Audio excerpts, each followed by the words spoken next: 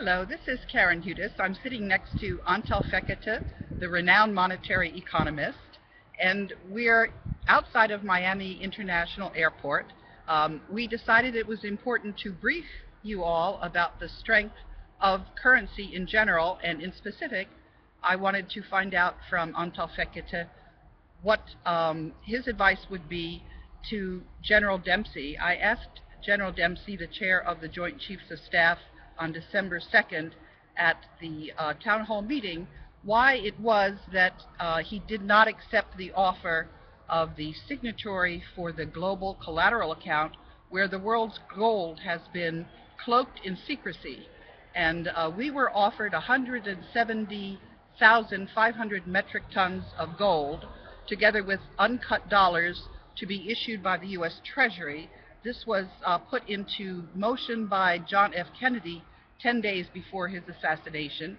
And I wanted to find out from General Dempsey, since there's a risk, as we're going to be discussing here, in the fiat currencies, why it was that General Dempsey did not want the military to be protected by a strong currency. Professor Fekete, could you let the listeners know what the issues are facing the Federal Reserve notes at this time? The Federal Reserve notes are illegal currency. The Constitution of the United States did not establish a central bank and entrusted it with issuing paper money. In fact, the Constitution made it explicitly illegal for the individual states to pay anything other than specie, that is to say gold and silver coins, on their debt. So I guess the federal government couldn't do any less than do what the states were obliged to do. But in any case, the paper money is not constitutional money, it's illegal money. And even if we ignore that, the fact that it's not guaranteed by anything, there's no valid assets held against them, they are liable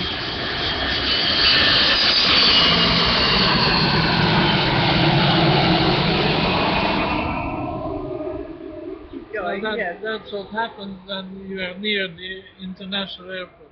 But anyhow, I'll continue, and I say that the paper money is liable to collapse any time, and it's wherever it happens as a surprise. Nobody's prepared, and people are exposed to extreme economic pain. They are not able to buy food for themselves, for their children. They are not able to buy medication, pay doctor's bill, and in any case, it is very disrupting for the family life, but it's disruptive for the society at large. And that is the danger, what is happening right now. We have a metric which can measure just how close we are to such a collapse, and its technical name is gold backwardation. That means that you have to go to the gold futures market.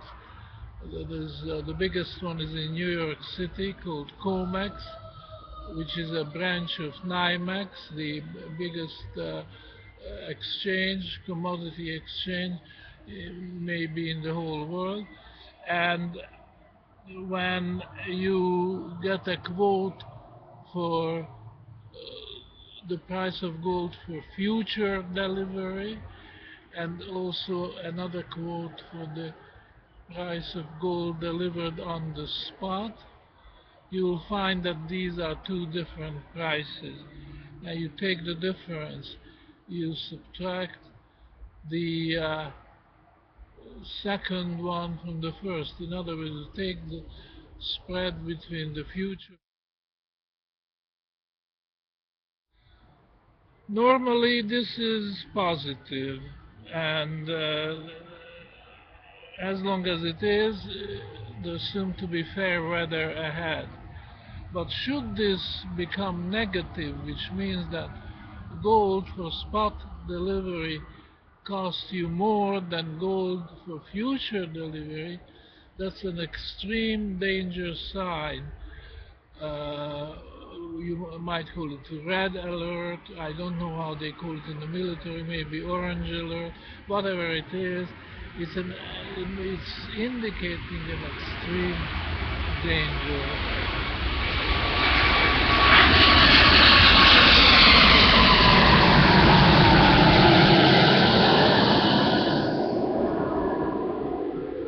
So, if you want to call it flashing red light, we have that condition for the past year or so. And something happened in July, which was the same thing that happened in 1971 before the United States went off the gold standard. 1971. Yes. No, that was Nixon's August the 15th. President Nixon, as they say, closed the gold window. That is a euphemism or a polite expression for saying that the United States reneged or defaulted on its gold obligation to foreign countries. That's what it was. What I was referring to is the fact that gold bullion is no longer being leased because of the price of the leases. Yeah, because the danger is now extreme that if you lease gold out, you'll never see it again, because what I call gold backwardation is the condition, as I explained, the difference between the nearby future price of gold and the cash price is going negative. And that means that gold is disappearing very fast. People are starting to hoard gold. People are hoarding gold, and those who want to cover their short position, they cannot get gold for any price, so to speak. And then when Germany asked to repatriate its gold from the Federal Reserve, was this a normal response when the Federal Reserve told Germany that it would not provide the gold? Yes, that's another sign. And I understand the Germans were not even allowed to inspect it, or if they have inspected it only at a distance, they could not take a gold bar and check the serial number to see it is really the gold they have deposited at the time. And as it turned out, Germany did get some gold back in the meantime, in the order of a couple tons. I don't know. There was a 7-year repatriation schedule, and the Federal Reserve didn't even... Oh, they did make a move, a gesture, a token gesture, which was in the order of 3 or 5 tons of gold. I don't know exactly the figure. Do you want to explain what's likely to happen with the Comex market now, with the amount of gold that is leaving the Comex market? Okay, let me just finish this, because this is important. So the Germans got some token amount of gold back, and they looked at it and they realized it was not their gold, because they had a list of the serial numbers of the bars, and it didn't agree with the serial numbers on the bars they got. As a matter of fact, some of the bars they got back did not have the fineness which the gold had the Germans deposited with the U.S. Federal Reserve Bank of New York at the time. So what happened? And then all kinds of confusing answers came back that they had to refine it before shipping it, which is a very foolish idea. Why would you have to refine gold before you ship it? If anything, you refine it after. But anyhow, that's the answer they got.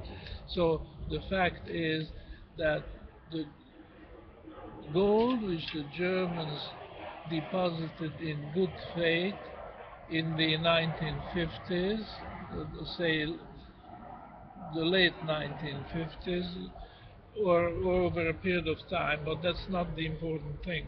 The important thing is that it was deposited on the agreement, on the condition that is the original gold which will be returned to them, and not some paper claim on gold or somebody else's gold, but it's the very gold bars which they deposited would be returned to them. And as the story came out, the Federal Reserve Bank of New York, which was the custodian, failed to do. And now you can guess why. Well, the obvious answer is because they don't have the gold anymore. They have rehypothecated the gold. In other words, they have sold the gold against paper pledges. And this they didn't have the authority to do, but they did it nevertheless. And well, I can only say I'm not a German. I'm not even a German sympathizer, but I have to say that black is black and white is white. What happened in this case is that the Germans were shortchanged, and they didn't even say ouch. Why didn't they say ouch? Because they were not allowed to. Germany is an occupied country, just like Japan. Well, there was the fact that a military helicopter buzzed the Frankfurt consulate of the United States and broke all the Chinaware. Were you aware of this? Well, as far as I'm concerned, this is a rumor. Has it been confirmed? It was in Der Spiegel, and the reason that an official who did not want to be named said that this was to get the attention of the United States. Yes, but could you address the issue about the amount of gold that's left in the Comex markets? Yeah, the Comex has its own warehouses, and they are dealing with in future contracts to deliver gold. But not any gold is accepted for good delivery against Comex contracts. And those which are acceptable for delivery are called registered gold. They are in registered warehouses which do the payment on these contracts. Now, these figures are in the public domain.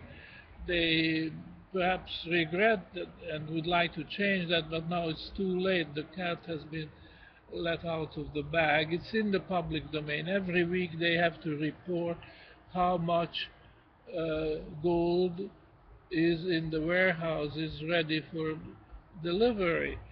And for the past 2 years, the amount of gold available for delivery against these future contracts is going down, down, down.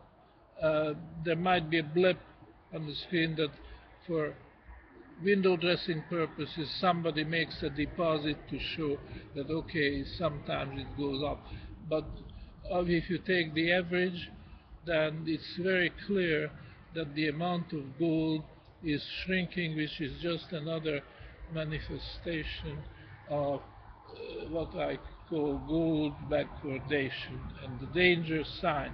Once the last gold bar is given out, that's anybody's guess, but by all indications it will be an international disaster, as you say, just as the magnitude of what happened in 1971 when the United States went or closed the gold window. We were speaking about this earlier, and I think there was another example, and that is what happened just before civilization went into the Dark Ages. Do you want to try to compare it to that event? Yes, this is very interesting, and I'm honestly surprised. I'm a scholar, and I'm honestly surprised why historians never pointed out the parallel between what happened 1500 years ago and what is happening now. Because what happened in 476 AD, roughly 1500 years ago, was that the western part of the Roman Empire, which had also an eastern part, but what we are discussing is what happened in the western part, was the collapse of government in in Rome, effectively, because Rome was the capital of the western part, and Constantinople, today called Istanbul, was the capital of the eastern half of the Roman Empire. And what was happening in the gold markets at that time? Well, the gold disappeared. First, Like slowly. gold backwardation. Well, the equivalent of in those Yes. days they didn't have future markets in gold, which we have today, and that's why I say we have a metric. We can measure it scientifically very, very accurately where we are on this scale. In those days it didn't exist. You just looked around and nobody would sell gold to you. You offer. They had coins, no paper money in those days, and the coins were diluted. They were supposed to be, say, 90% silver and 10% copper, and then the ratio turned around. It was 10% silver and 90% copper, and the silver content continued to shrink until there was no silver, no gold, just copper and other base metals in the coins. And that's how people found out that there's something very wrong with the monetary system. And there is a famous law known Gresham's law. I mean, mostly everybody has heard about it. And the popular way of expressing it is that bad money drives out good money, which means that if there's any problem, good money disappears from circulation and bad money takes over. And that's exactly what happened. And gold disappeared completely. There was no way to get gold against the coinage of the Western Roman Empire. And what I blame the historians for is that they don't point out the connection between this disappearance of gold, or if you like, you can call it gold going into hiding, with what followed, and what followed, the Dark Ages followed. But first, there was blood in the streets because people couldn't buy food, they couldn't buy services, there was all kinds of shortages. But the thing is, there's no reason for that to happen now because, as I mentioned, there is an offer to the United States government to accept 170,500 metric tons of gold. Under these circumstances, if this happened, we would avoid all of these problems. So these are not problems that are inevitable. The only thing is we simply have to say yes. Is there any reason that you can imagine that we would not say yes to accept this gold? Because the problem is that you have to make people believe that there is gold and it's going to be available. And that's we have all the documentation. This is with the Bretton Woods institutions. This is with 188 ministers of finance. People are not, there's a herd instinct. You know, people are ready to believe rumors more than any documented evidence. But So, we have the documented evidence, and we will make the well, evidence available with this YouTube. I'm not questioning that you do. I'm only saying that it's a big job to make people accept your evidence and avoid this kind of trouble. I have a suggestion for anyone who sees the evidence that will be with the YouTube video and has any questions. Please get in touch with either me, that's karenhudes at www.kahudes.net,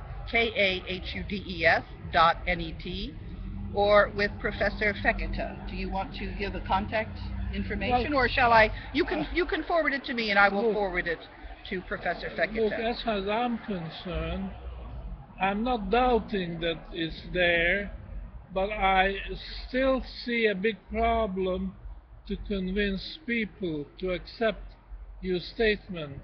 I don't think it's a matter of convincing people, actually. I think it's a matter of convincing the people whose job it is to protect the United States citizens. And I will be following up with the National Council of Governors, and I will be following up with the Department of Defense, because this is absolutely criminal that these kinds of grave risks to civilization should be taken for absolutely no reason. It is absolutely unacceptable. Well, all right, and the airplane thinks so too. What you need is you have to set up a committee. Congress, both houses of Congress should be represented. No, they absolutely no. I'm sorry. Let me say why we would not entrust Congress with this. Because Congress has refused to call a constitutional convention, although 42 state legislatures have demanded this. So Congress has put themselves out of the equation because they are derelict in their duties to the American public. So Congress has relinquished its credibility. Well, all right, then ask the Supreme Court, ask the military. No, Supreme Court has no.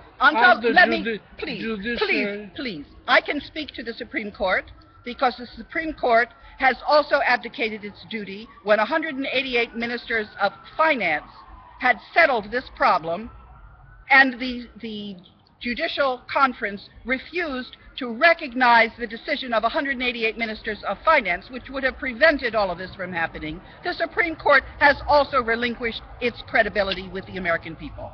Not to mention the fact that there is a second hidden secret constitution that the Supreme Court refuses to explain to the American people. No, the Supreme Court is no longer credible either. As a matter of fact, the credit rating of the United States is also on the line because of all of this illegality and corruption. Well, I agree with you.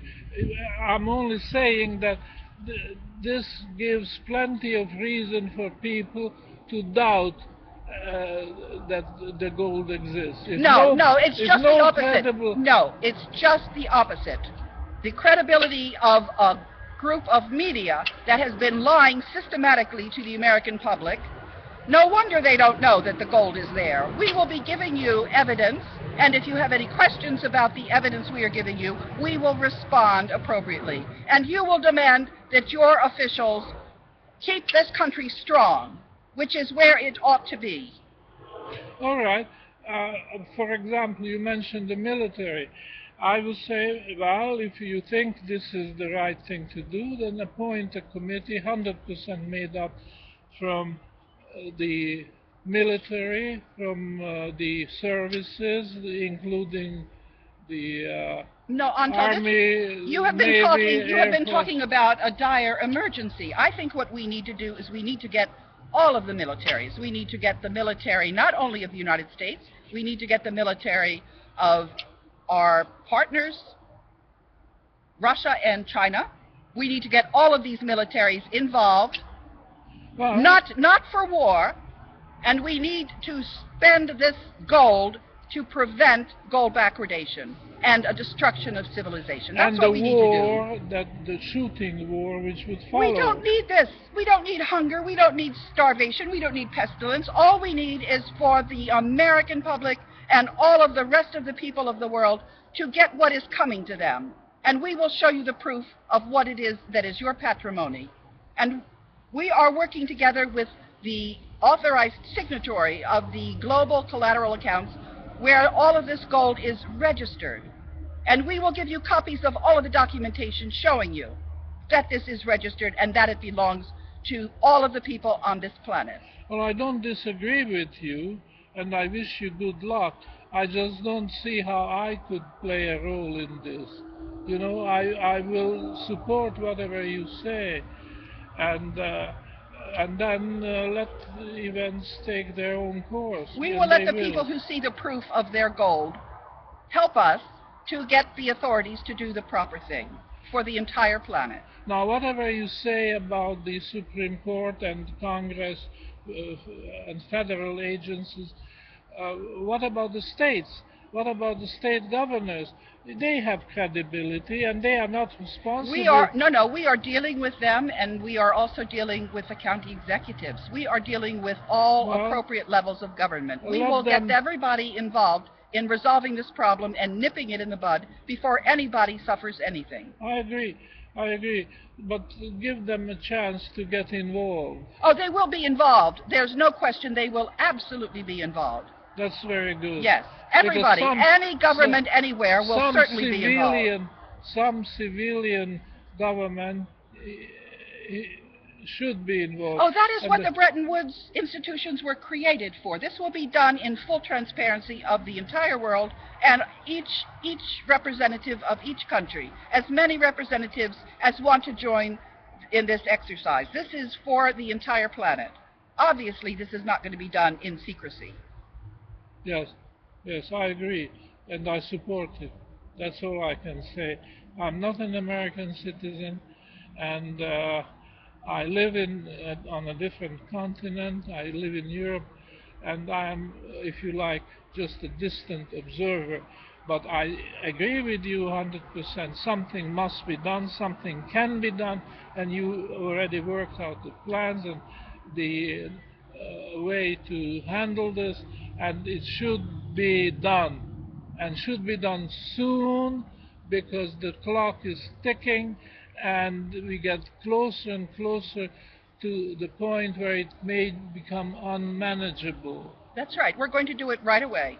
And thank you, everyone, for helping us in this effort. Thank you.